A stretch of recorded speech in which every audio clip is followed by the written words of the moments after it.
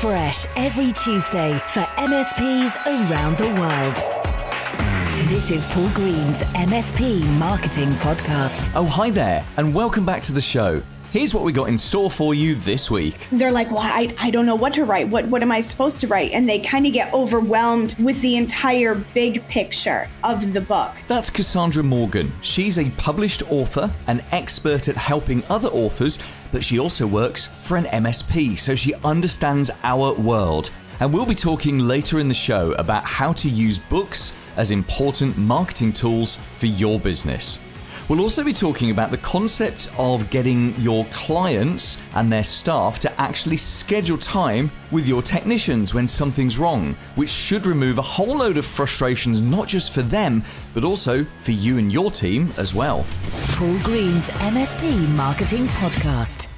As I'm sure you do, a lot of my friends are also business owners. They're just people I've met over the years, or perhaps they're school dads that as I've got chatting to them at the sports day or the cake bake or whatever, I've realised that they're people just like me. They're business owners. They might not necessarily work in the same world, but there's a certain series of things that us as business owners have in common. Things like worrying about our staff, cash flow, the nightmare of winning new clients, retention, all of those kind of things. And so I don't know about you, but I do tend to find myself socializing more with other business owners rather than wage slaves, people who are employed. And a couple of weeks ago, I was out with a couple of business owner buddies of mine, and we were talking about our accountants, our CPAs. And each of us had various things that we had to complain about with our accountant. My accountant, Rob, is actually fantastic. Well, he's a really good strategic accountant, because you've got two types of accountant. You've got strategic accountants and you've got compliant accountants or compliancy accountants. Strategic accountants are giving you good advice. So they're laying out things that you could do, strategies you could take. They're laying out options for you. There's a bit of tax planning going in there, and they're very good at that. And that's when they come alive and they get really excited. And that's Rob, my accountant. He's really good at that. What Rob is not so good at is the compliancy side. And I'm sure Rob wouldn't be too offended if he heard me talking about this. In fact, he probably will, because I know he listens to this podcast now and again. But getting the actual, the forms filed at the times they need to be done is not Rob's superpower. So actually, he's built a team around him to try and take that away from him, which is the right thing to do. And we were discussing this, me and my business owning buddies, a couple of weeks ago, and really getting ourselves sort of caught up in knots, because what you've just heard there, me describing the two types of accountants you can get, well, that's the end of my accountancy knowledge. I'm not particularly good with figures. I know how to read a profit and loss statement, would you call it? Like a balance sheet. I know how to read all of those things, although I'll be honest, Rob does a lot more of that than I do. So I know how to read these things, but accountancy and numbers and all of that kind of stuff, it bores me. I don't get excited by that at all. I get excited by this stuff, by marketing stuff. And my two buddies had similar blocks. They didn't really understand. In fact, actually, one of them said to me, he said this exact phrase. He said, "I don't really understand what my accountant does." Now listen to his phrase there, because there's a marketing lesson in this. I don't really understand what my accountant does. If we step back from this and look at this from a pure marketing lessons point of view, you've got here three prospects, three people who've got money and want to buy the service. And they're talking about how happy or unhappy they are with their current supplier. And then you can hear from the very words that they're using that these are uneducated prospects. I don't really know what my accountant does. That was the exact phrase that he used. We are uneducated prospects. When you sell to people who are looking to buy from a new MSP, they are uneducated prospects. Now, this is not an offensive phrase, of course. This is a fact that I am uneducated about accountants. I don't really know how to tell if an accountant is good or bad. All I can do is figure out, does my accountant make me feel good? Or does my accountant make me feel bad? Notice my use of the word feel there. Feel is very important. It's an emotional thing. Most B2B buying decisions are made on emotions. They're not made on thoughts. They're very much made on emotions.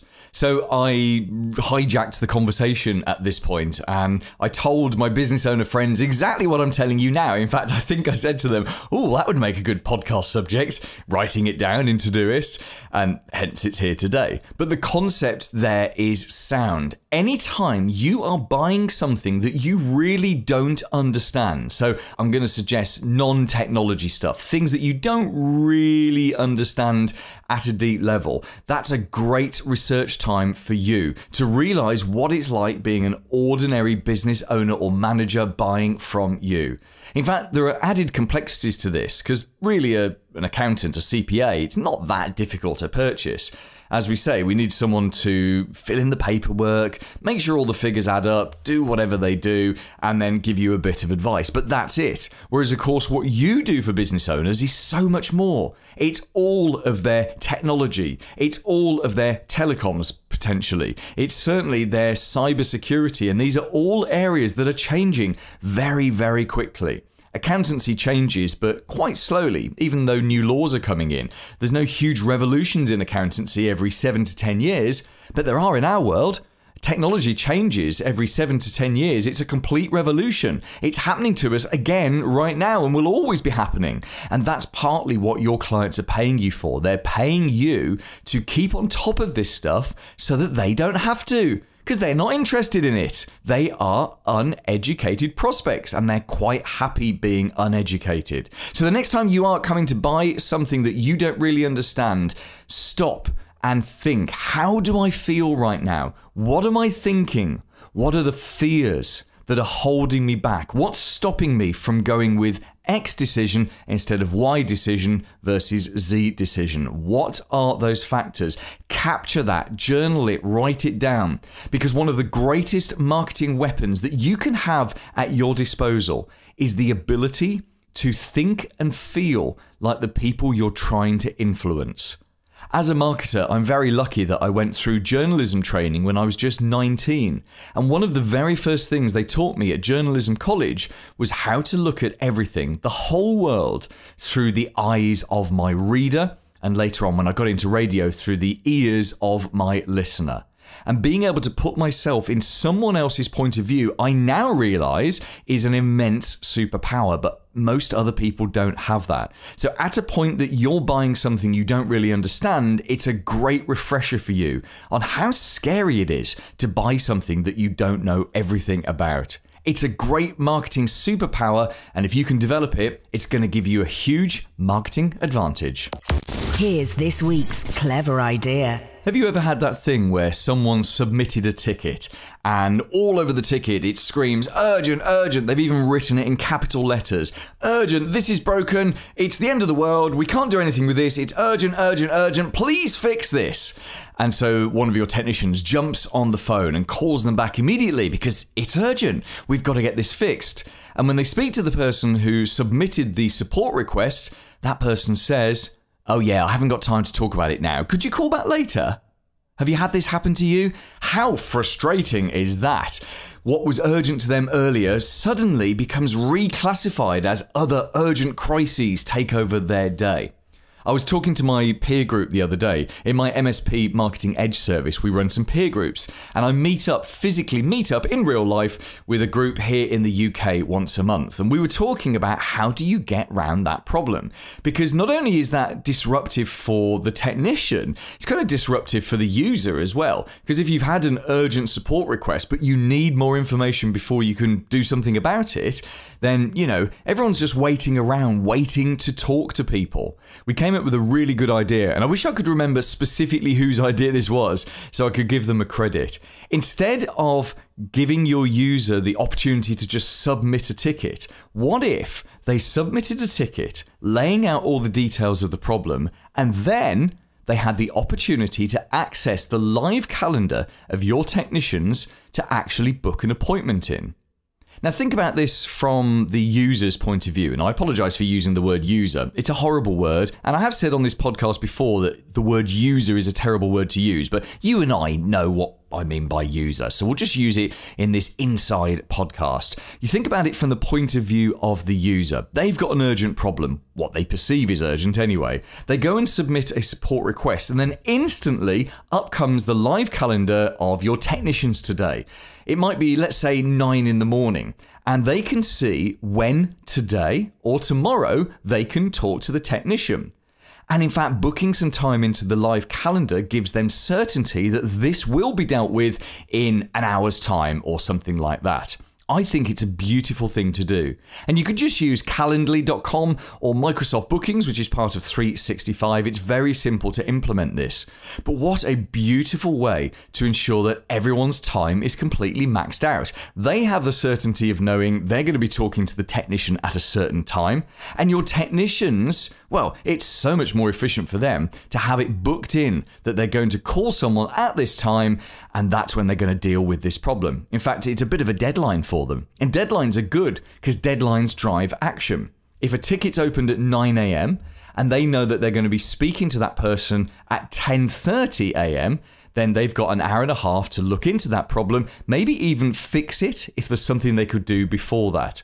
And I appreciate we need to triage tickets and it's all got to be done properly, but actually that's a very beautiful, very elegant way of making the most of everyone's time. So, question for you, how can you implement this? It's a beautiful and simple idea. Is it something you could put in place today? Could you just go in and hack your PSA in some way? What's the simplest way to get this implemented in the next few days? Paul's blatant plug. Understand this. The only true silver bullet in business is action. The most successful business owners are those who systemize the process of getting things done. That's on page 39 of my book. It's called Updating Servers Doesn't Grow Your Business, and you can get a free paperback copy shipped to you. There's no postage costs to pay, no shipping costs at all. You don't have to put your credit card in. It's nothing like that. I would like to start a business relationship with you just by sending you a free copy of my book. All you got to do is go and fill in a form at paulgreensmspmarketing.com. Click on book in the navigation at paulgreensmspmarketing.com. The big interview. I'm Cassandra Morgan. I am an award-winning self-published author and the HR manager for an MSP. And I'm so excited to have you on the podcast, Cassandra, because you understand our world, because you work within an MSP, but you also bring us a subject we haven't explored in detail before, and that is the subject of publishing your own book.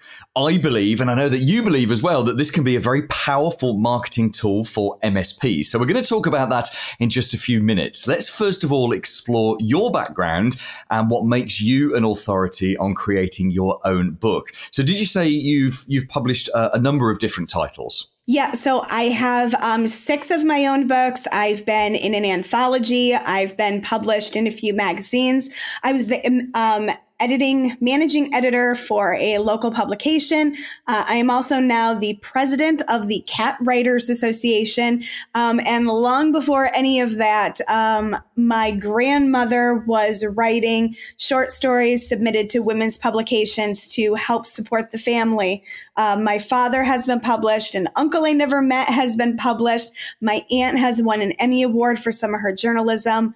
Writing is literally in my German, Belgian, English blood. We're just not sure which one to blame. That's great. That's absolutely great. So no wonder you're such a prolific author then. And what kind of stuff do you write? What kind of content do you write? Is it mostly fiction? It's primarily fiction. I am working on a few nonfiction pieces.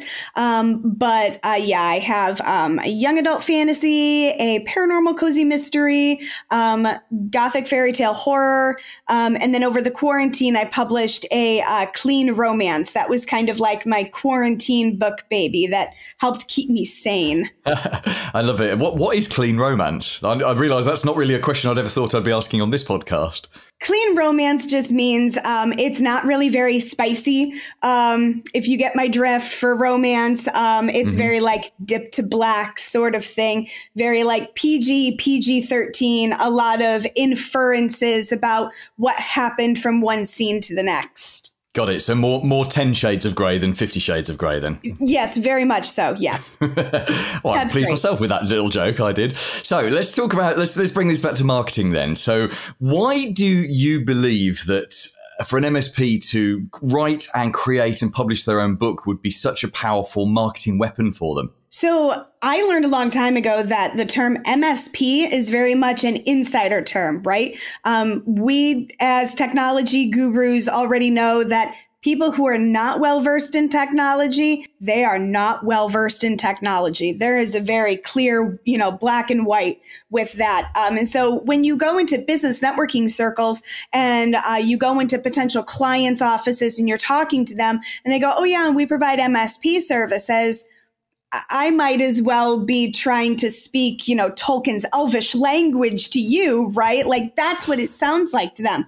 So if you can establish yourself as an expert in your field by publishing a book on something that you already know, that you don't have to go and spend time doing a bunch of research on, and then you can present that to a client in a way that they can understand without using terms like, MSP or throwing around vendors that they don't know what that is, but presenting it to them in a way that they can understand, that is going to build your credibility, your trust with your potential clients, and then also your expertise even within your own community. Yeah. So it's a way of positioning yourself as the authority in your subject matter. I guess also because it seems like a really difficult thing to do, the vast majority of MSPs just simply won't do it. It can be easy. It truly can be as easy as uploading a Word document, throwing in a graphic, and calling it the end of the day. You can do that. The print-on-demand industry has made things really, really easy, but it's kind of all the steps in the middle that get a little bit muddy for people that don't have experience with writing and with the publishing industry.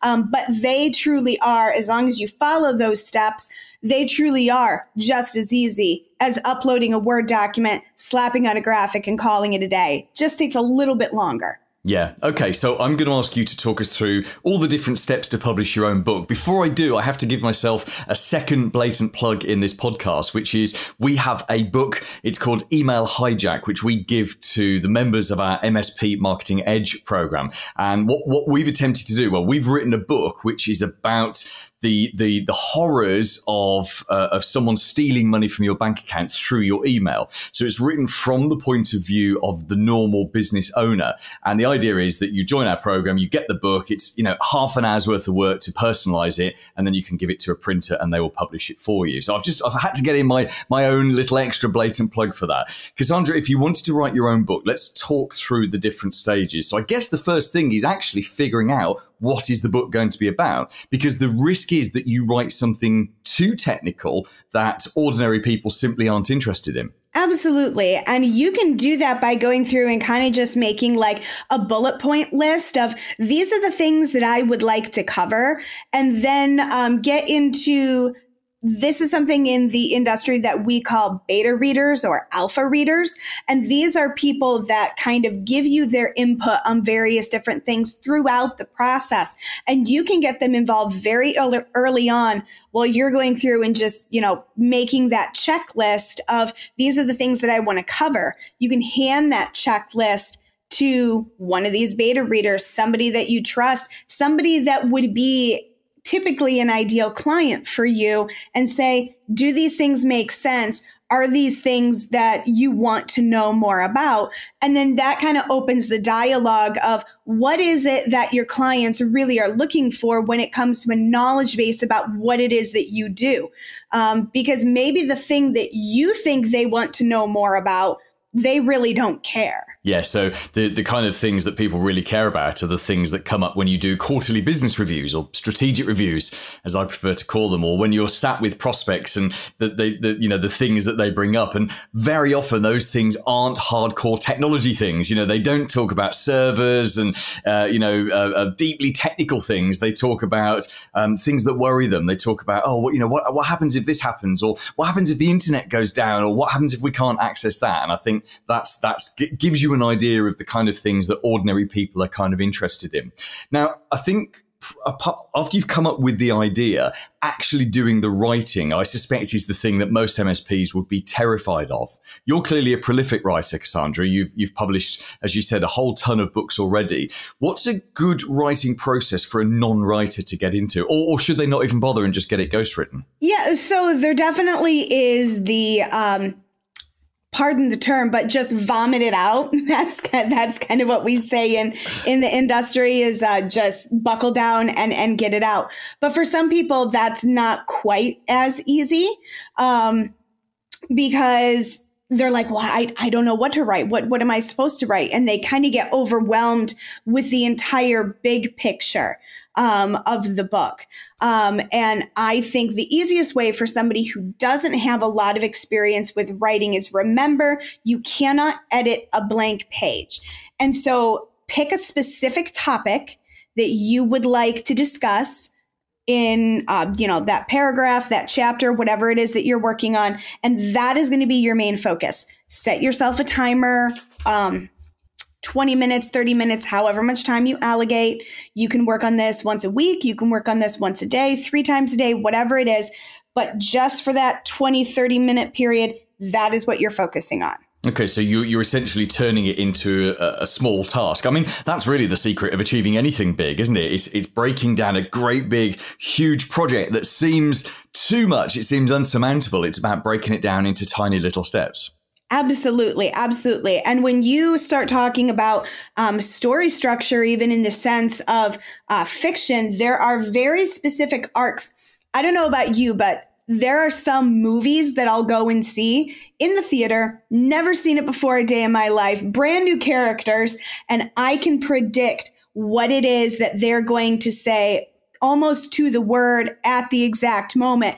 And that's because they follow a specific formula. They follow very specific steps. Certain things happen at specific times. And you can look at that and apply that even just to your own self when it comes to managing, right? This is the specific time of day that I have my coffee. This is the specific time of week that I have this business meeting. So just apply that to your writing, and then you break that specific task into even smaller ones. This is my writing time. This is the chapter I'm working on today. This is my writing day. This is the topic that I'm covering in this chapter today. Set the timer for 20 minutes, 30 minutes. There you go. Brilliant.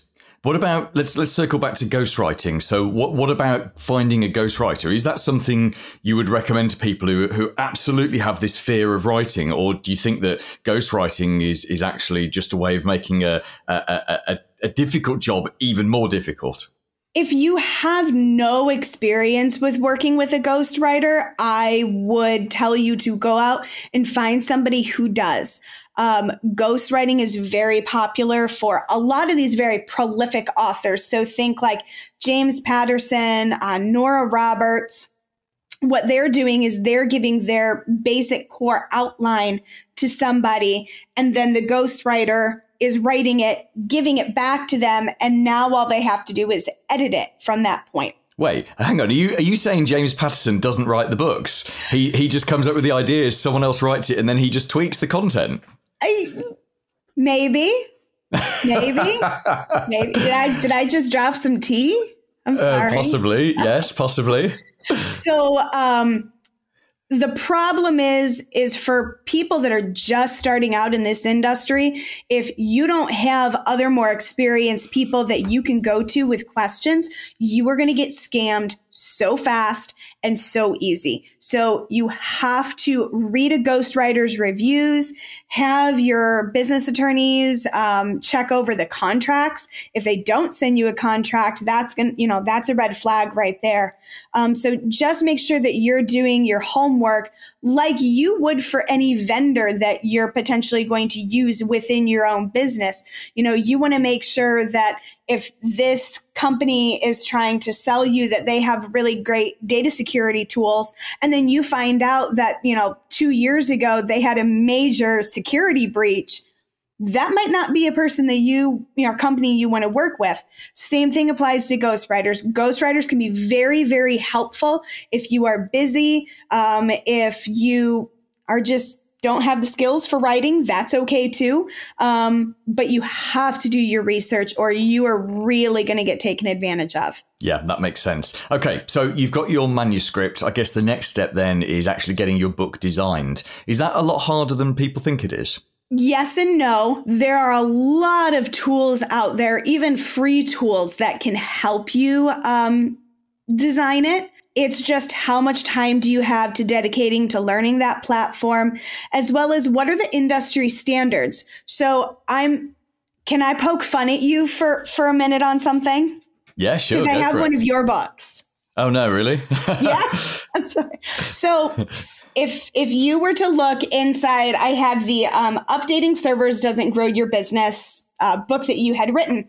And the content in this is fantastic. It's straight to the point. I like that the text is a little bit bigger. That's great for business owners that are maybe a little bit older. You know, in this industry, we typically don't run into a lot of clients that are going to be young guns needing our services too much. But the one thing that I noticed is if you look on the left gutter and the right gutter, those are or right margin, those are the spaces around. You can see there's like kind of like raggedy edges on both sides. So I can tell by looking at this that the formatter used left justification or left align.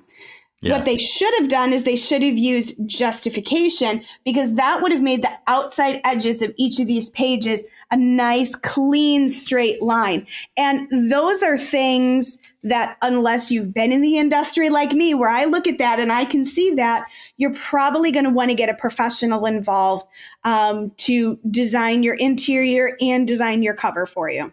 Yeah, that's fascinating. Thank you for that feedback. And I am now going to fire Steve, the designer, because he should have known that back in 2016 when we actually published that book. I'm joking. We're not going to fire him. We'll just give him a written warning. It'll be fine. No, seriously though, and I've actually self-published. I think that's my 7th or my 8th book.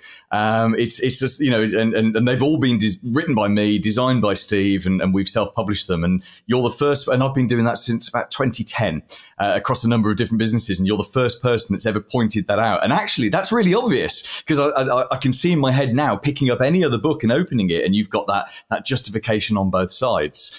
This is how you've proved your expertise on this, Cassandra. So once you've got that book designed, what's the next step? Because obviously getting books printed, that shouldn't be too difficult because there's lots of book printers around. Can you actually explain as well the difference and what the difference is between getting a book printed and getting a book published? Is that the same thing, or are they different things? No, those are very different things. So being published means that you are available through certain distributors, that there's kind of like a catalog of books, and then there's something called an ISBN.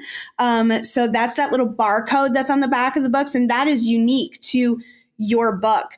And without that, other bookstores and publishing companies, they're not going to be aware that your book exists. So that's technically publishing. Now, getting a book printed, that's as easy as taking things to a printer, taking your files to a printer and just having them run off like they would flyers or something like that, right?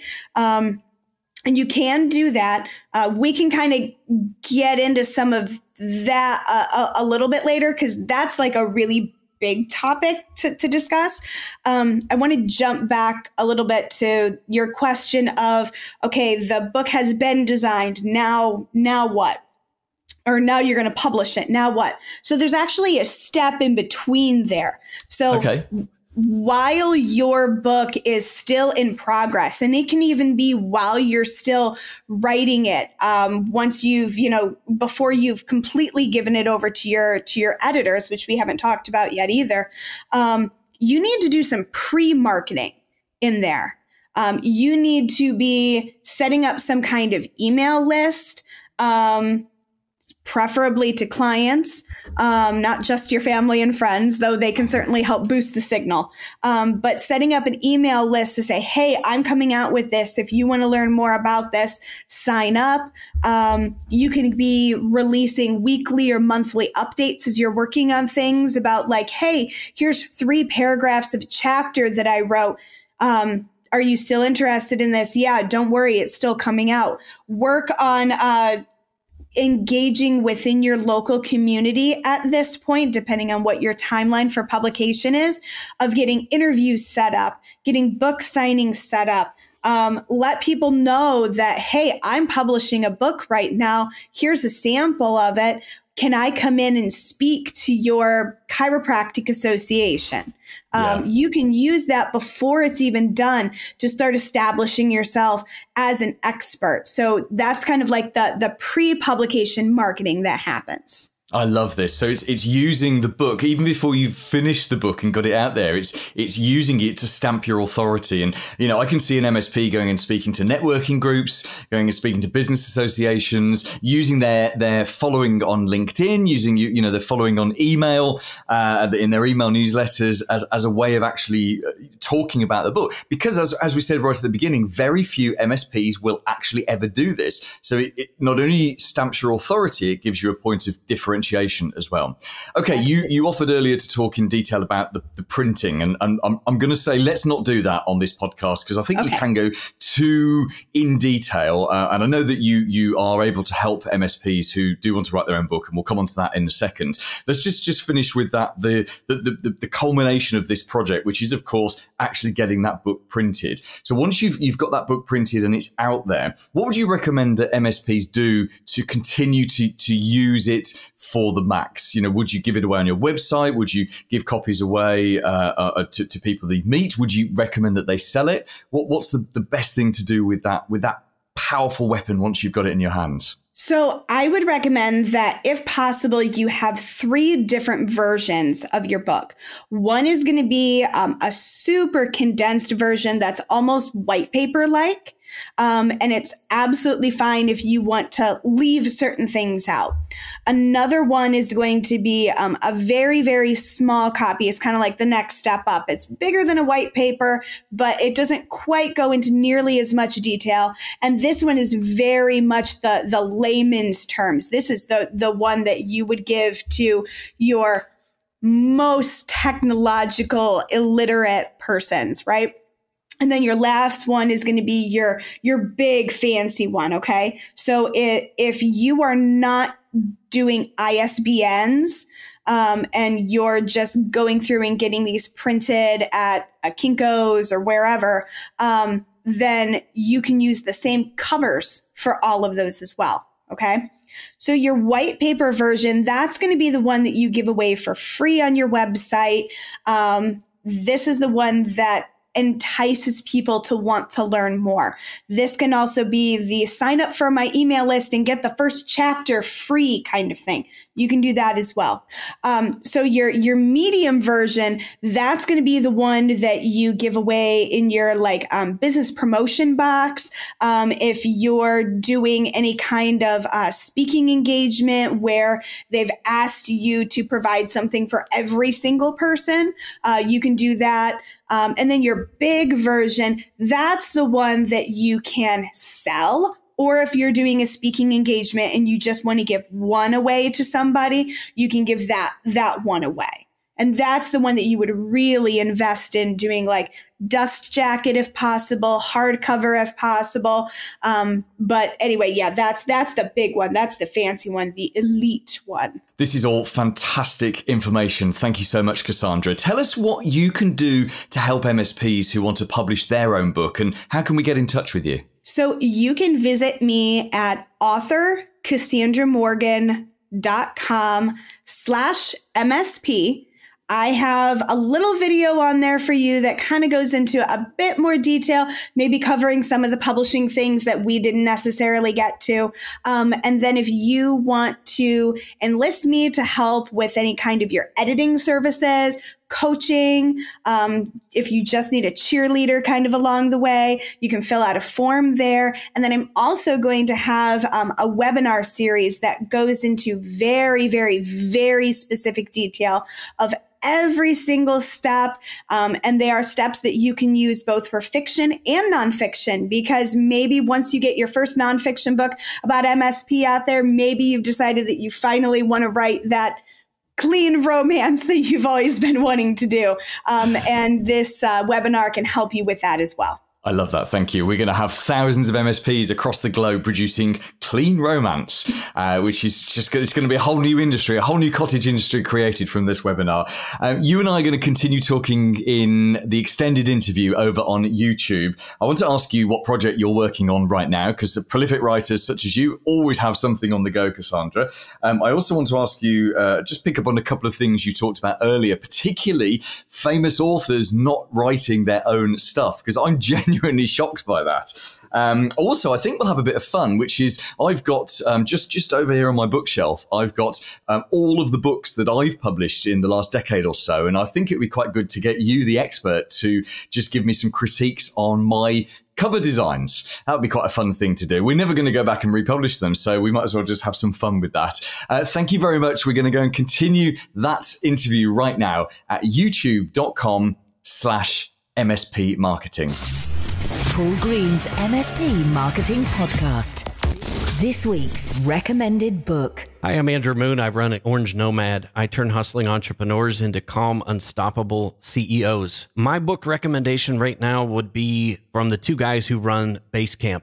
It doesn't have to be crazy at work. I love this book because it really pushes against the toxic hustle and grind mindset that is so prevalent in society, and running a calm business. And that's what I'm all about these days. Coming up next week. If you're an MSP owner, you may have the greatest solution for your audience, but if they can't perceive it, it's not worth what you think. I'm Mike Verret, and I am going to be on air next week with Paul. We'll jump into how you can stand out as different in your audience's eyes. Do subscribe to the podcast wherever you listen so you never miss an episode. Because also coming up next week, we're going to talk about building a recruitment pipeline and specifically using LinkedIn to do that. If you find recruitment difficult at the moment, we can flip that round. So you actually have a hot list of people who are waiting to come and work for you when you've got a vacancy. That will be nice. I'll show you exactly how to do that in next week's show. Plus, we're going to talk about Big Mo, big momentum.